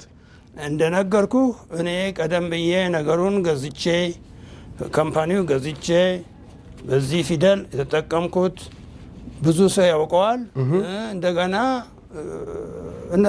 እነ ግሩም አሉ አብረው ይሰሩ የነበሩ። ከዚያም ሌላ ይህን ፊደል በ1989 ለዩኒኮድ ስሰጥ ያኔ ዩኒኮድ ፈልጎ ነው ያገኘኝ እና እኔን አለ ያገኙት። ቅድም ያሳየሁ ዲጂፎንትስ የሚባል ካምፓኒ ነበር። እነሱን አግኝተው በእነሱ በኩል ጠይቀውኝ ስጧቸው ብዬ ነው ይሄ የተሰጣቸው እና ያንን ተሰጣቸው ብዬ ስል በመካከሉ ያ ነገር ወጥቶ እየሸጠው ነው እሱ። እኔ ይሽጠው አይሽጠው የራሱ ጉዳይ ነው። ግን እኔ ግዕዙን ፊደል ሰርቻለሁ። እንደገና በፓተንቱ ላይ እየተከራከርኩ ነው። የእሱ ፓተንት አልተደረገም፣ የሚደረግም አለ። አያና ብሩ የሰራው ነው። ፓተንት ማውጣት ከፈለገ ማድረግ ይችላል። ግን ያንን የሰራው 18 ሰው ነው እና ስለዚህ ነገሩም ተደብቆ በወጉ አልተደረገም። ቢደረግም ዋጋ የለውም። የኢትዮጵያ ፊደል የተበጣጠሰ የታይፕራይተር ፊደል አይደለም። አሁን ዋናው ችግር የሆነብኝ ምንድን ነው? ከእነሱ ጋር ሆኖ የእነሱ ፊደል እነሱም እየሰሩት ያሉት የዛኑ አይነት ነው። እነሱ ደግሞ አልሰሙም ስለ እንትኑ፣ ግን ይሄን አግኝተዋል። አሁን የኢትዮጵያ ፊደል ይሄ ነው ኮምፒውተር ውስጥ መግባት ያለበት ብሎ እኔ የሰጠሁትን አስጥሎ ያ ፊደል ገባ ዩኒኮድ ውስጥ። ፊደሉ ይሄ ነው። ይህም ፊደል ታሪኩ የሁላችሁ አንቡ ተጽፏል። በዚህ ፊደል እየተጻፈ ነው። የኢትዮጵያ ፊደል ይሄ ነው እያልኩ በተቆራረጠው ፊደል የተጻፈው ይሄ ነው እየተባለ ነው። እስቲ እሱ መጽሐፍ ዋው ጃንዋሪ 1991 $2 ነበረ ሽያጩ በዛ ጊዜ። ኦንሊ ኢትዮጵያን ኤርላይንስ ማስታወቂያው ነው። ኢትዮጵያ ኤርላይንስ በጣም ይገርማል። እንኳን ለብርሃነ ልደቱ አደረሱ ይላል። እንግዲህ የ1991 መጽሐፍ ነው። በዚህ አጋጣሚ ዶክመንት አያያዞ ላይ ራሱ አንተ አሁን አነበብከው ይሄን እንኳን ለብርሃነ ልደቱ አደረሱ። ይሄ ፊደል የታይፕራይተር እንደሆነ ታውቃለህ? ያ ከስር ቅጥያውን እያየሁ ስለነገርኩ ነው አነበብከው። አሁን ተራው ሰው ካልነገርኩት ይሄን አያውቅም። ወራሱ ቅጥያ ነው። ኳ ቅጥያ ነው። ካ ላይ የተቀጠለ ነው እና እንዲህ አይነት ነገር ነው። ቀን ተጽፎ ከታች መስመር ያለበት ነው እና ይበጣጠሳል። እንዳልኩ ብዙ ችግር አለው። ለቪዲዮ ምናምን ለስራትን አይገላበትም። ለምሳሌ ታይፕራይተሩ 2 ነጥብ ነው ያለው፣ 4 ነጥብ የለውም። 2 ነጥብን ሁለቴ የጽፈው 4 ነጥብ ነው። በኮምፒውተር ዓለም እያንዳንዱ ፊደል ኮድ ያስፈልገዋል። ያን የሰራው ለእያንዳንዱ ፊደል ኮድ ሰርቼ እያንዳንዱ ፊደል እንዴት እንደሚጻፍ ነው ያደረኩት። በታይፕራይተር አጻጻፍ አሁን ያ ራሱ ወደ እንትን ገብቶ የኔን እንገለብጣለን እያሉ የማይሆን ነገር እያስተማሩ ነው። 2 ነጥብ 4 ነጥብ ነው እያሉ ያን 4 ነጥብ እየተጠቀሙ መጽሐፍ ጽፈዋል። ግን አንድ አረፍተ ነገር አልጻፉም። ምክንያቱም 4 ነጥብ የለውም። ይህን ምን ልንለው እንችላለን ዶክተር? እንደው ማንነት ምንተፋ ወይም እንደው ምን አይነት ስራ ነው ልንለው እንችላለን? አሁን የሚደረገው ክሬዲትን ከመውሰድ ፈጠራ ባለቤትነትን ከመንጠቅ ይህ መሽቀዳደሙ እንደው ምን ስያሜ ሊሰጠው ይችላል? ይሄ በጣም ትልቅ እንትን ነው። አሁን ምንድን ነው የሆነው? የዩኒኮድ ሰዎች እንደማያዋጣቸው አወቁ። ሌሎች ኢትዮጵያኖች ተቃወሙ። ከእነዚሁ ሰዎች መካከል እንደገና ገብተው እዛው ተቀላቅለው ልክ ነው ያበራ ፊደል በሚል ያ ፊደል ነው ዩኒኮድ የገባው። ዩኒኮድ ውስጥ ያለ እኔ ፊደል ነው። እኔ ባልሰጣቸው፣ እኔ ባልፈጥረው የግዕዝ ፊደል ቀልጾ ይቀር ነበር። እኔ እነዚህን ሰዎች ተከራክሬ እዚህ ባላደርስ እድገቱ ከብራንዳና ነገር ላይ አይዘልም እና እንግዲህ የደረሰብኝን ጣጣ መጥፎን ብቻ አውርቼ መተው አልፈልግም። የረዱኝ ብዙ አሉ፣ የገዙኝ ብዙ አሉ። ፈረንጆቹ ራሳቸው ብዙ ናቸው። ለምሳሌ ሞዴቱን ከሰራው በኋላ እንትን መጣ፣ ዊንዶውስ መጣ። ዊንዶውስ ሲመጣ ካይ አቃተው። ዶክተር ሆርስማን ወደ ዊንዶውስ መግባት አቃተው ብዙ። ስለዚህ ምን ይሻላል ብዬ ማይክሮሶፍትን ጠየቁ። ማይክሮሶፍት ቆይ እችን የምትፈልገው እንዲህ አይነቷን ብለው ነገርኳቸው። ኦኬ ብለው ሰሩልኝ። ኢትዮፒክ ዶት የሚል አሁን ማይክሮሶፍት ወርድ የሚሰራው በኖርማል ዶት ነው። ኢትዮፒክ ዶት ብለው ሰሩልኝ። ያችን ኢትዮፒክ ዶት ወስጄ የግዕዙን ፊደል ማይክሮሶፍት ውስጥ በመጨመር ለመጀመሪያ ጊዜ ኮምፒውተር ውስጥ ጨመርኩት። የፊተኛው ሞዴል በአማርኛና በእንግሊዝኛ የሚሰራ ወርድ ፕሮሴሰር ነው። እሱ በ1983 ሰራሁት፣ በ87 ለቀቁት። ከዚያ ቀጥሎ አሁን እንደገና ሌላ አሰራር አምጥቼ ግዕዝ ኤዲት የሚል ሰራው። በዚያኛው ኮምፒውተር ውስጥ ጨመርኩት። ግዕዝ ኤዲቱ ደግሞ ልዩ ልዩ አፕሊኬሽን ውስጥ የሚያሰራ ነው ያለው። ኤክሴል ትችል እንደሆነ በግዕዝ ኤዲቱ ኤክሴል ሰራበታለሁ። ማይክሮሶፍት የምችል ከሆነ ወርድ የምችል ከሆነ እንደዛ። አሁን ደግሞ ሌላ ያላወጣሁት አለ። ያንን ነው ለኢትዮጵያ ያሳየሁት። እና የሰራሁት ላይ ያለ አለ። አሁን ለምሳሌ ያን ያደረኩት ምንድን ነው ራሱ ማይክሮሶፍት ወርድን የሚመስል ነው የሰራሁት። የሚሰራው ግን ማይክሮሶፍት ወርድ ውስጥ ብቻ አይደለም፣ ሁሉም ጋር ይሰራል፣ ሌላም ፕሮግራም ጋር ይሰራል። ስለዚህ እኔ የምፈልገው ኢትዮጵያኖች ለራሳቸው እንትን እንዲያደርጉ እንጂ ችለው አይሰሩም። በዛ ላይ አሁን እየተደረገ ያለው የኢትዮጵያ ውስጥ ሶፍትዌር አይሸጥም ምናምን እየተባለ እየተሰረቀ ነው። ሌላው ዝም የሚላቸው እንዲለምዱ ነው። ከለመዱ በኋላ ነገም ደግሞ ይዘጋዋል። ነገር በ100 ብር ክፈል ነው ማይክሮሶፍት ወርድ $100 ካልከፈልን አናገኘው፣ ተዘግቶበታል። ከዛ ውስጥ ጠቀሜታ አሉት። እንዴት ነው ራሱ ማይክሮሶፍት ነው የሚጠቀመው ማለት ነው? ጠቃሚነቱ የለም። ያንን የፈለኩት ኢትዮጵያ መንግስት ይዞት ኢትዮጵያኖች የራሳቸው ነገር መስራት አለባቸው። ኢትዮጵያኖች የራሳቸው ሶፍትዌር መስራት ይገባል። ይሄ የኢትዮጵያ ነው። ኢትዮጵያኖች አንጎል አለን፣ ከማንም አናንስም። የራሳችንን መስራት አለብን። የራሳችን ኤአይ መስራት አለብን።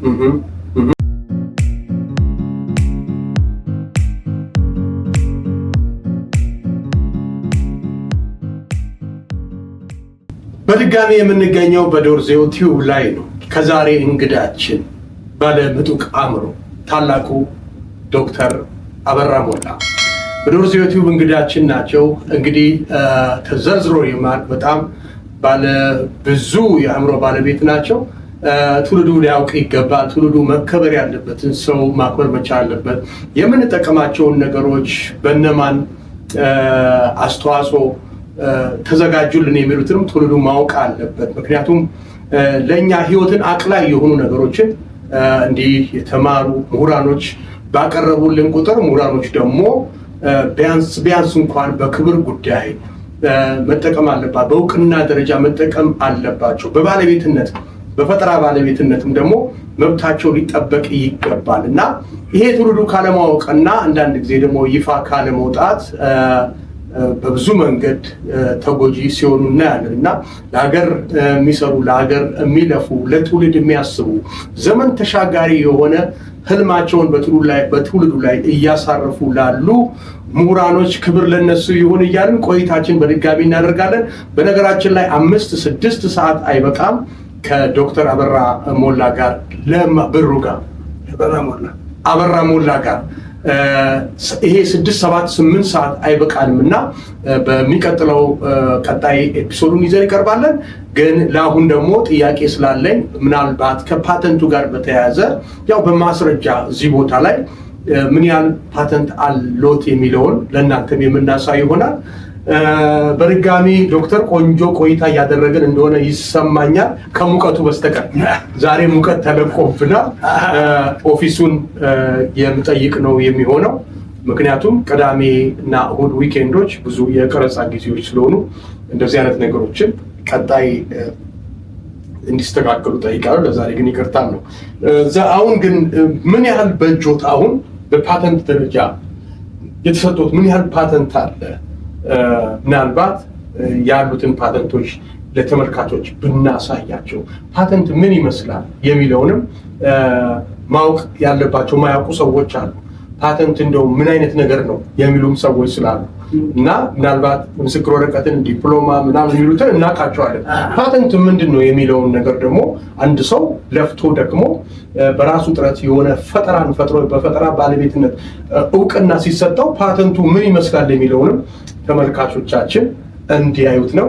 በነገራችን ላይ ዶክተር አበራ ሞላ መንገድ ላይ እንኳን ከዚህ በኋላ ቢሄዱ ምናልባት ትውልድ እያወቀውት ይመጣል የሚል ግምት አለኝ። አላውቅም። በሰለጠኑት ዓለም የሆነ ሰው ፈጠራ ባለቤት ሲሆን ፎቶ እንኳን ባይኖረው ይሄን ይመስል ነበር ተብሎ እንኳን በምናባይ የሆነ ስዕል የሆነ ቅርጻ ቅርጽ ይሰራለታል እና ኢትዮጵያውያኖች ግን በዚህ ላይ ወደ ህዝብም ራስን የማሳወቅ በምስል የመምጣት እኔ ነኝ ብሎ የመናገር ያው አንዳንድ ጎጂ ባህል አለ። ስለ እኔ ሰው ይናገርልኝ እንጂ እኔ አልናገርም የሚል ትንሽ የሚጎዳ አባባል ይመስለኛል። ሰው ያለውን እውቀት ያለውን ማንነት ውስጡ ያለውን የታመቀ ችሎታ ለሀገር ያለውን ብሩህ ተስፋ ራሱ ካልተናገረ ምናልባት ትውልዱ አውቆ ሊናገርለት አይችልም።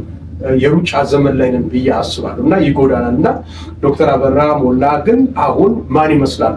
እጄ ላይ የምጠቀመውን የአማርኛ ገጽ ኪቦርድ እንድጠቀም የረዱኝ ያገዙኝ እርስዎ ኖት እያሉ በኮመንት እንደሚመርቆት ይሄ ትውልድ አመስጋኝም ነው፣ እውነት ለመናገር አክባሪም ነው እና ይሄ ይሰማኛል። ፓተንት ምን ይመስላል? ያሉትን ፓተንት እንደው እሺ እንግዲህ ያው በአንድ በኩል ቅድም እንዳልኩት እኔም አንዳንድ የተሳሳትኩት አለ። ለምሳሌ ሚኒስትሮች ስጠራ ክቡር አላልኩም፣ ሰው ይቅርታ ይደረግልኝ።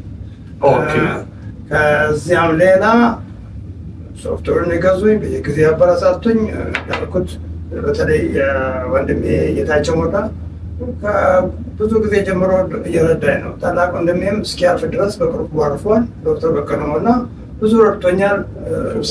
ባለቤቴም ሰናይት በሁሉ ነገር ከኔ ጋር እየደከመች ነው። እኛ ምንም አልጎደለብንም። 3 ልጆች እዚሁ ወልደን አሁን 6 የልጅ ልጆች አሉ። ስለዚህ እኛ እግዚአብሔር መርቆናል። የኢትዮጵያ አምላክ ረድቶኛል በብዙ ነገር። የኢትዮጵያም ሕዝብ ረድቶኛል። ብዙም ሰዎች ገዝተዋል ይህን ሶፍትዌር እና አሁን ላመጣው ጥያቄ ይሄ የአሜሪካ ፓተንት ነው እና እንደዚህ ዞር ያልኩት ካሜራ ምናልባት ፎቶ አንስቼው ምን ይመስላል የሚለውን ዲቴይል ስክሪን ላይ ስለሚደረግ ያውታል። ዩናይትድ ስቴትስ ኦፍ አሜሪካ ይሄ የአሜሪካ ፓተንት ነው። ራሱ የቀረበው ጽሁፍ እዚህ ውስጥ ቀርቦ ያ በሙሉ ታይቶ ትክክል ለመሆኑ ፕሮሴሱ እንዴት እንደሚሰራ በደንብ ተነግሮ ይሄኛው አሁን እያንዳንዱ ፊደል እንዴት መጻፍ እንደተቻለ ነው። እዚህ ውስጥ ይሄ ኦሮምኛ፣ ይሄ ትግርኛ፣ ይሄ አገው ቢለን ነው።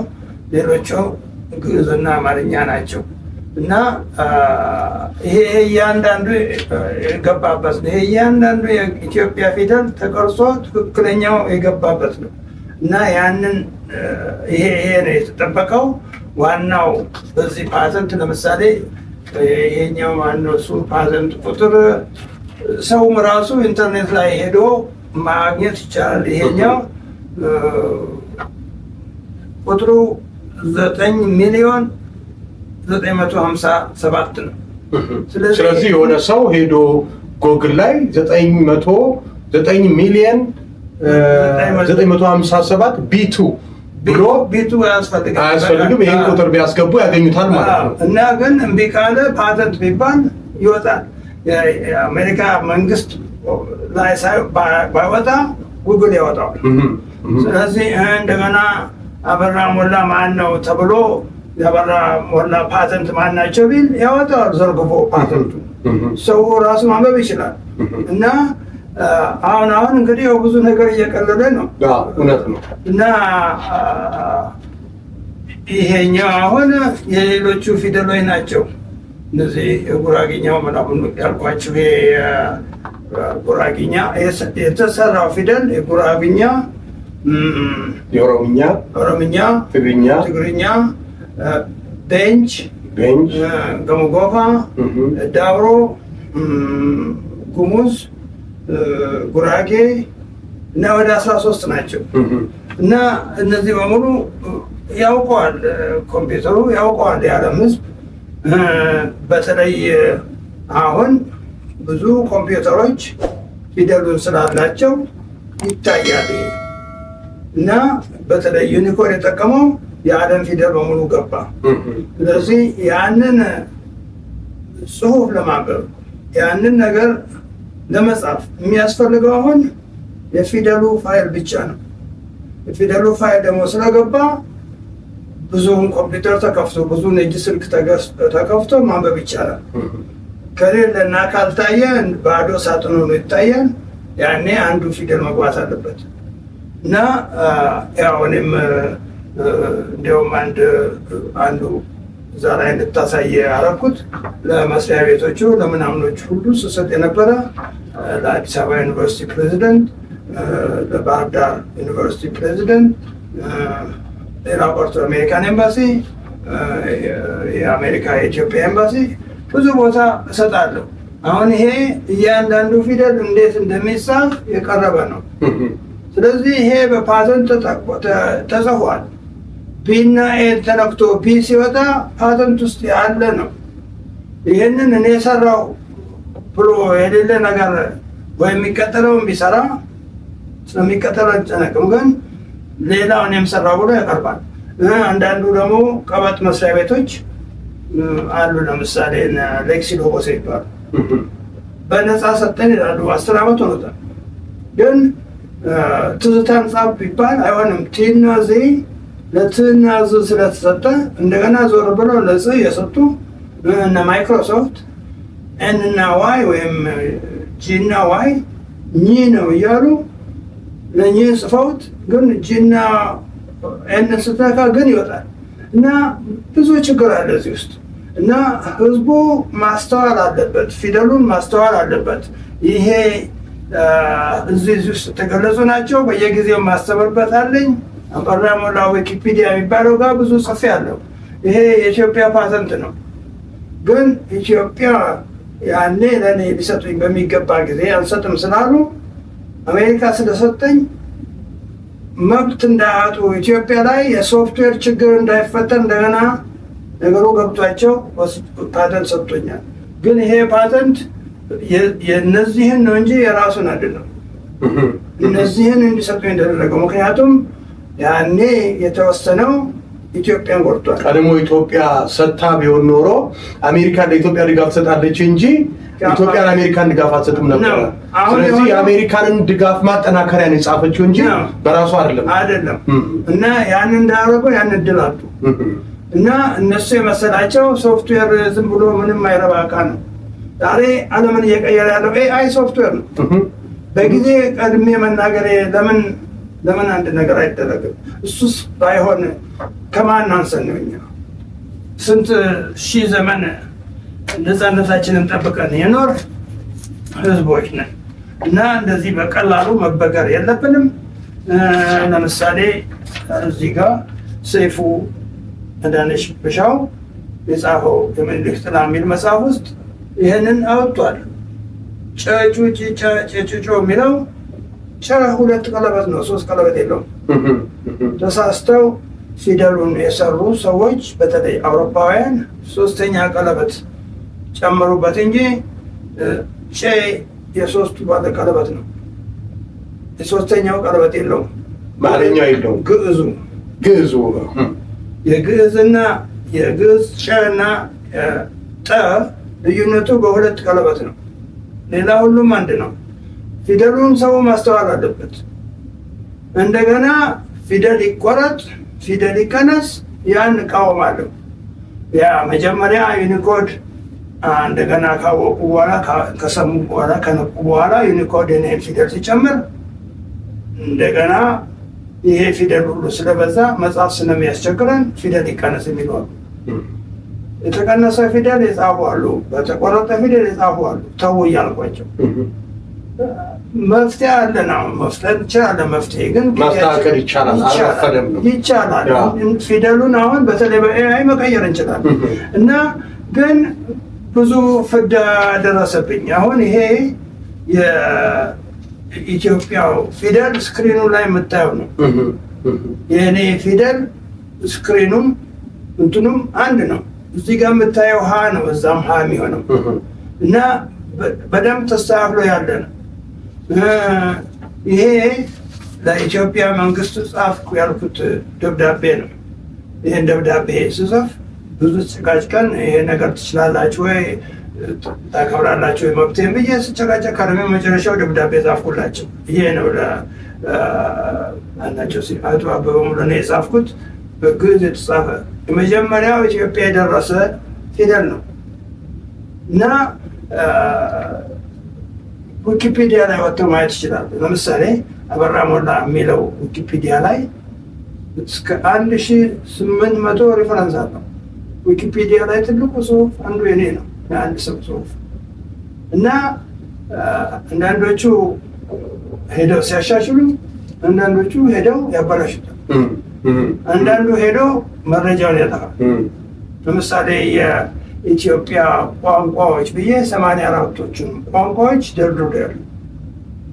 84 ብሔር ብሔረሰቡን ቋንቋ ጽሁፍ ጽፌ አለው። ኢትዮጵያ ካሌንደር ሲባል ኢትዮጵያ ካሌንደር ማንም የማያውቅበት ጊዜ አስተዋውቂያለሁ። ማወቅ የነበረባቸው ፈረንጆች ስለነበሩ በእንግሊዝኛ ጽፌዋለሁ። ስም አትክልት በሚል ኢትዮጵያ ውስጥ ያሉ አትክልት ዝርዝር በተቻለ መጠን አቅርቤያለሁ። አሁን እንዳልኩ ስህተት አለበት ብዬ የአማርኛ ስህተት ይሄን እናደርጋለን፣ ይሄን አታርጉ፣ ኦሮምኛ ስህተት ነው በግዕዝ መጻፍ አለበት ብዬ ጽፌያለሁ። ግን በየአይነቱ የሚያቀሙብኝ አሉ። እኔ የምከተለው ሳይንሱን ነው። እኔ ራሱ አንዳንዱ አገላለጽ ትክክል አለ። አሁን የዘር ልዩነት ምናምን እየተባለ ኢትዮጵያ ይወራል። እኛ የዘር ልዩነት አናውቅም። እዚህ ሀገር መጥቶንም ዘር ልዩነት ምን እንደሆነ ሰው የሚያውቀው ኢትዮጵያ የምንጣላ የጎሳ ልዩነት ነው። ያን የጎሳ ልዩነታችን ትተን ሀገራችን እናበልጽግ። ከሀገር በፊት የቀደም ጀግና ህዝቦች ነው። ዛሬ ወደኋላ መሄድ የለብንም።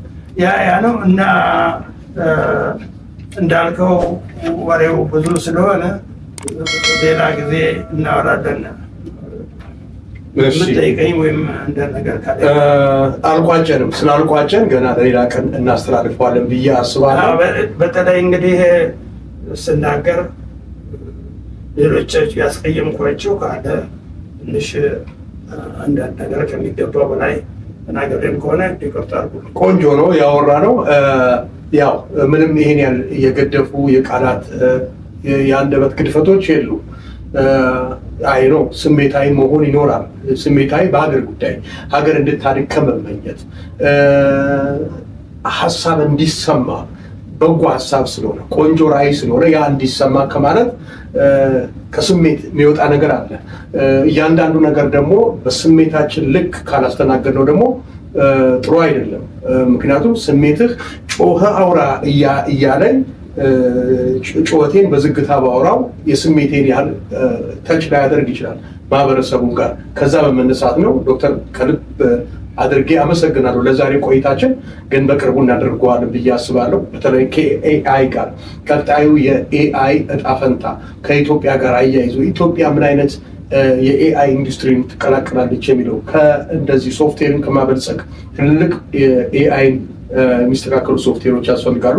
እነዛንም ከእርሶ እውቀት ጋር በማስተሳሰር ምን መሆን አለበት የሚለውንም ለኢትዮጵያ በተለይ በሶፍትዌር ኢንጂነሪንግ ላይ ለሚሰሩ ሰዎች ልምድም ተሞክሮም ይሆናል ብዬ አስባለሁ።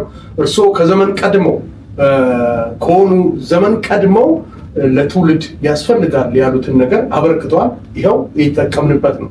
ዛሬ እዚህ ጋር ኮምፒውተር ውስጥ ገብቼ ፋይል ልላክብል የሆነ ነገር ላደርግብል የእርሶን ነገር እየተጠቀምኩኝ ነው።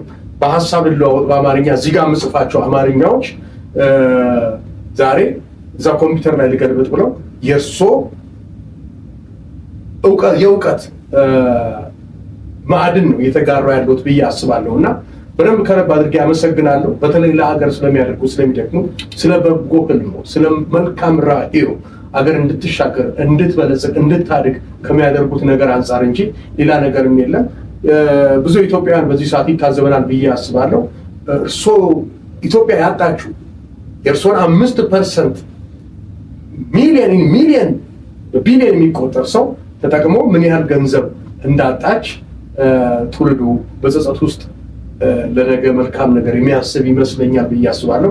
ቀጣይ ተቀባይነትም በእጆ ላይ ያለውም ሌላኛው ትልቁ ስራው ደግሞ እንደዚሁ በጥሩ አቀባበል እንዲኖረው በደንብ ዶክተር አበራ ሞላ ማን ናቸው የሚለውን ማስተዋወቅም አለብን። እኔ ብቻ ሳይሆን መላው የኢትዮጵያን ሚዲያ ሊቀባበሉት የሚገባው ሰው ነው ብዬ ነው የማስበው። ትልቅ አቅም አለው። ይህን አቅም ደግሞ ሳይባክን ትውልድ ጋር መድረስ ስላለበት የሚያስቀጥለውም ሰው እንዲኖር ሚዲያዎች ሊቀባበሉት ይገባል ብዬ አስባለሁ። ውድ የዶርዜ ቲዩብ ተከታታዮች ቤተሰቦች ለዛሬ ያለውን ቆይታ በዚህ እናብቃ። እሺ፣ ምስጋና አቅርቡልኝ። ማመስገን ያለብዎት ማመስገን ያለብኝ አሉ። በቅድሚያ ይኸው አንተም በዚህ በአጭር ጊዜ ውስጥ እዚህ መድረስህ ይህን ነገር መጀመርህ ጥሩ ነው። በርታ። እኛም በምንችለው እንረዳሃለን። በሌላ በኩል የኢትዮጵያም ሕዝብ ቢሆን አያውቅኝም ማለት አንችልም። ብዙ ቦታ ኢንተርቪው ቃለመጠይቅ አድርገውልኛል። ኢትዮጵያ መጥቼ ብዙ ሰዎች ቃለመጠይቅ አድርገውልኛል። ኢትዮጵያ ቴሌቪዥን አድርጎኛል። አዲስ ዘመን ጋዜጣ ጽፏል ስለ እኔ ታሪክ። ጀርሲ ኢን ዘ ሃውስ ኢንተርቪው አድርጎኛል። በጣም ብዙ ናቸው እና ሌሎችም ቢሆኑ እነ ሲሳይ አኬና የዛሬ ስንት ዓመት ቃለመጠይቅ አድርጎልኛል። እንትናም እንደዚሁ ምን አላቸው እና ብዙ ናቸው። ስለዚህ አዲስ ትውልድ ሲመጣ ቴክኖሎጂው ጋር ሲደረስ አሁንም ወደኋላ እየተመለሱ እያዩ ነው። ግን እንዳይወናበዱ፣ ምክንያቱም አንዳንዱ ያልሰራውን ሰራው እያለ ሲያቀርብ እየተቅለሰለሰ አንዱ ያልኳችሁ ታይፕራይተሩ አሸንፌው ሳይወድ በግድ ዩኒኮድም ውስጥ ሳይገባ እንዲሁም ዩኒኮድ ውስጥ እንዲገባ የእነሱ ፊደል የተደረገው ሁሉ አስትዬ ገብቷል። ያ ዩኒኮድ ውስጥ ሲገባ መጀመሪያ እንግዲያውስ የአማርኛ ብቻ ይግባ ሲሉ አይሆንም የሁሉም ይግባ ብል መጽሐፉ ያስቸግራል። የእኛ ስራ መጽሐፉን መቻሉ እንጂ ፊደል በዛ ያን አይሆንም ብዬ ስንቴ ተጨቃጭቄ ነው ኢትዮፒክ ሰፕሊመንታል ኢትዮፒክ ኤክስቴንድድ ኢትዮፒክ ኤክስቴንድድ ቢ ኢትዮፒክ እየተባለ ስንቴ ተሻሽሎ ነው ሁሉም ፊደል የገባው። ዛሬ ማንም አልቀረም። የኢትዮጵያ ፊደል የማይረባ ነው፣ ሂሳብ አይሰራበትም ሲሉ የግዕዙን 9 ፊደል ወስጄ 0ን ጨምሬ ዛሬ በሂሳብ እንሰራለን እና ይሄ ገና ዩኒኮድ አልገባም እና ብዙ የሚሰራ ስራ አለ እና ተባብረን ሀገራችንን እናበልጽግ እና ወደ ቀና በኩል ሄድ። ስሰራም የረዱኝ አሉ እንዳልኳቸዋል። ለምሳሌ ይቺ ወርዱን ኢትዮጵያ ሲረዳኝ የነበረው ክቡር ገና ነው እና ብዙ አለ እንዲህ አይነት ታሪክ። ስለዚህ ለዛሬ እናቁም ስላልክ ከልብ አድርጌ አመሰግናለሁ። በእርግጥ ይታወቃሉ፣ ዶክተር አበራ ሞላ የደከመ ሰው ይታወቃል፣ ግን መሆን ባለበት ልክ አይደለም፣ በሰሩት ልክ አይደለም የሚል ምልከታ ስላለኝ ነው። ምናልባት ዛሬ እኔን መሳይና እንደኔ አንድ ቲክታከሮች ወይ የሆኑ ቦታ ከኢትዮጵያ አልፎ ምንም አይነት ሀሳብ ሽጠው አይደለም። እውነት ለመናገር ሰው በስድብም ሀገር ያውቀዋል፣ በመሳደብ ስልበኛ በመሆን እና የዛሬ አይደለም ለሀገር ለትውልድ የሚጠቅም እያንዳንዱ ኢትዮጵያውያን ይጠቀምበት ያለውን ነገር ባበረከቱት ልክ አለመታወቁ ነው እንደ ትውልድም እና በዚህ አሁን ባሉበት ደግሞ ለሁለተኛውን ገጸ በረከት ደግሞ ለማበረከት በተዘጋጁበት ጊዜ ያው ትልቅ ነገር መደረግ አለበት ብዬም ስለማስብ ነው። በዚህ ይረዱኛል ብዬ አስባለሁ። እኔም ከልብ አድርጌ ነው እውነት ማመሰግነው።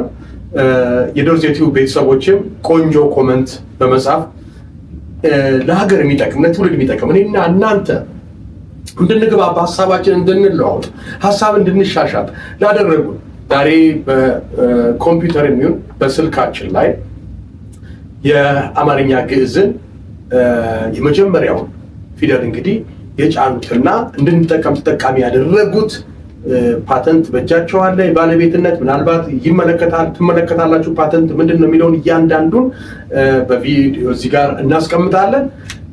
አበርቷቸው፣ መርቋቸው፣ ለሰሩበት ጊዜ አመስግኗቸው። ቁጥሩን ነገርኩህ፣ ይቅርታ አድርገን የጠየቀኝን ፓተንቱን ቁጥር አልነገርኩም። ፎቶ ስለማነሳው ከዛ ላይ ያገኛል። የለም ማለት ቁጥሩ ብዛቱን ምን ያህል ነው? ለመጀመሪያ ለኢሚኖግሎቡሊኑ የሰራሁት የአሜሪካና የእንግሊዝ ፓተንት አለኝ። እሱ በ85 የሰጡኝ ነው። 2 ፓተንት። እንደገና ወደ ግዕዙ ከዞርኩ በኋላ 5 ፓተንት ሰጥተውኛል አሜሪካኖቹ። አሜሪካን ብቻ ነው። ኢትዮጵያ 3 ሰጥቶኛል። 5፣ 8፣ 10 ፓተንት እጁ ላይ አለ። እንደገና አለ አሁንም የሚመጣ እየሰራሁ ነው። አላረፍኩም እና አንዳንዱን ነገር አላሳያችሁም፣ ግን ብዙዎቹ ይጠቀሙበታል። ጎግል ላይ ማግኘት ይቻላል ሁሉ ነገር ተብሏል። ቅድም ዘመኑ ግሎባላይዜሽን ነው። ገሎ በላይ ሎሽን አይደለም፣ ግሎባላይዜሽን። ስለዚህ ዓለም አንድ መንደር ነች። እጃችን ላይ ባለው ስማርትፎኖች፣ እጃችን ላይ ባለው ፒሲ ዓለምን የምንቆጣጠርበት ዘመን ላይ ነው ያለነው እና መልካሙን ሁሉ እመኝልዎታለሁ። እድሜ ከጤናውን እግዚአብሔር አምላክ ያድሎት። ከነቤተሰቡ ተባረኩ። ለትውልድ እንደተረፉ ለእርሶም የሚተርፍ ትውልድ እግዚአብሔር ያስነሳቦት ነው የምለው። በጣም ከልቤ አድርጌ በተለያየ ፕሮግራም እንገናኛለን። ዶክተር አብርሃም ሞላ የመድረክ ላይ ሳይወት አክብሮቴ እንኳን ዛሬ በዚህ ልክ ሰምቼዎት አይደለም እንደው ጭላንጭሉን ነገር ሰምቼ ያለኝ አክብሮት በጣም ትልቅ ነውና ዛሬ ከሚገባ በላይ ደግሞ ደግሜ ነው ያከበርኩት። እግዚአብሔር አምላክ እድሜ ጤናውን ይስጦት ማለት ፈልጋለሁ። በእኛ በኩል ተሰናብተናል። በሌላ ጊዜ ቁጥር 2 ቪዲዮን ይዘን ቀርባለን። ብዙ ሀሳብ አላቸው። ትውልዱ ሀሳቡን መጠቀም አለበት ብለን እናምናለን። ቸርን ሰንብት። እግዚአብሔር ይስጥልን።